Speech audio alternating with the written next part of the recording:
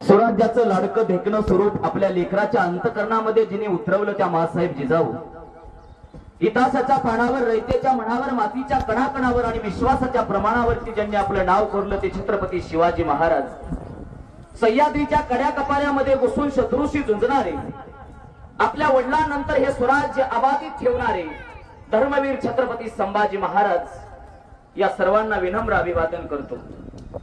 खरं तर इतिहास अनेकांच्या अभ्यासाचा विषय, इतिहास अनेकांच्या व्यासंगाचा विषय, इतिहास अनेकांच्या पराक्रमाचा विषय, शौर्याचा विषय, अस्मितेचा विषय।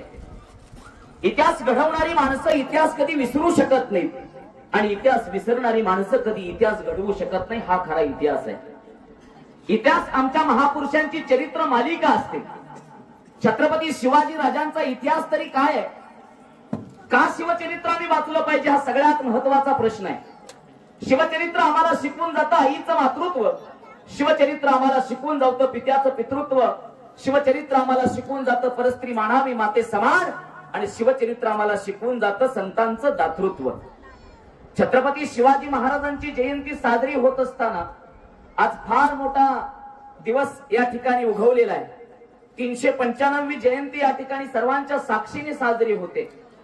खरं पाहायला गेलं तर काही माणसं पराक्रमी असतात पण चारित्र्य संपन्न असतील असं नाही, पण काही माणसं चारित्र्य संपन्न असतात पण पराक्रमी असतील असं नाही।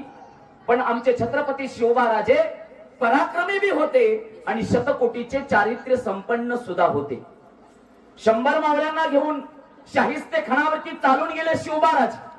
लाल महालावरती त्या ठिकाणी शाहिस्ते खानाची बोटं छाटण्याचं काम केलं।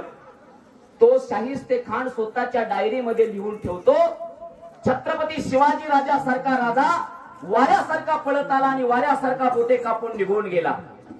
सगळा लाल महाल शांत झाला आणि लाल महाल शांत झाल्यावरती शाहिस्ते खानाची बहीण पळत आली। शाहिस्ते खानाची बहीण पळत आली, भाईजान मी काळजी करल, त्याचं नाव छत्रपती शिवाजी राजा आहे। ऐका, शिवाजी महाराजांची सैनिक त्या ठिकाणी त्या लेकीला घेऊन गेली नाही। शिवाजी राजांच्या भीतीने तिने एका पिंपळामध्ये ती लपलेली होती। पण एका दुश्मनाचा विश्वास किती असतो तो पहा, तो दुश्मनाचा विश्वास आहे। आणि म्हणून आज खऱ्या अर्थानं 395 वर्ष होऊन गेले तरी तो राजा आपला वाटतो। याचं कारण काय सांगून जातो ऐका। ज्याला बाईतली स्त्री कळाली, ज्याला बाईतली स्त्री कळाली तो त्या ठिकाणी शिवबा या महाराष्ट्राच्या मातीत जन्माला आली। परस्त्री मानावी माते समान हे ब्रीद वाक्य या महाराष्ट्राच्या मातीला छत्रपती शिवबाराजांनी शिकवलं।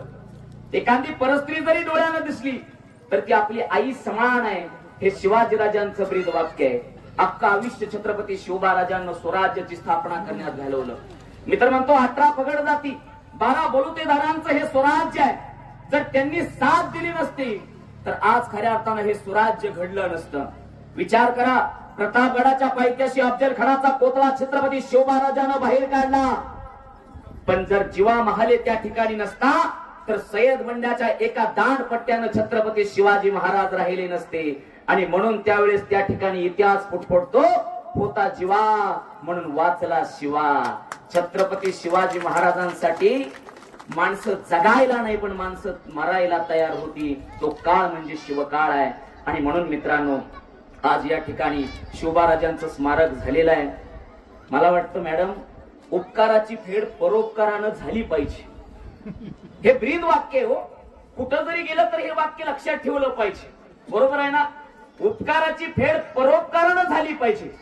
साधू संतांची उपकार या महाराष्ट्राच्या मातीला आहे आणि साधू संतांनी त्याची परतफेड, साधू संतांची परतफेड करण्यासाठी आम्हाला उतरावं लागतं। आणि म्हणून आज एवढं मोठं स्मारक या ठिकाणी होत आहे। मी म्हणतो आपले सगळे हेवे देवे काय असेल ते बाजूला व्हावेत आणि छत्रपती शिवाजी राजासारखं स्मारक जर मानेमऱ्यासारख्या ठिकाणी होत असेल तर याच्यापेक्षा स्वाभिमानाची गोष्ट कुठेच होऊ शकत नाही, कुठेच होऊ शकत नाही। इतकं सुंदर स्मारक या ठिकाणी उभा केलंय आणि म्हणून मी आभार मानतो सर्वांचं। मॅडम तुमचा आभार मानतो, सरांचा आभार मानतो, उपस्थित असणारे सर्वांचा आभार मानतो की ज्यांनी ज्यांनी या स्मारकासाठी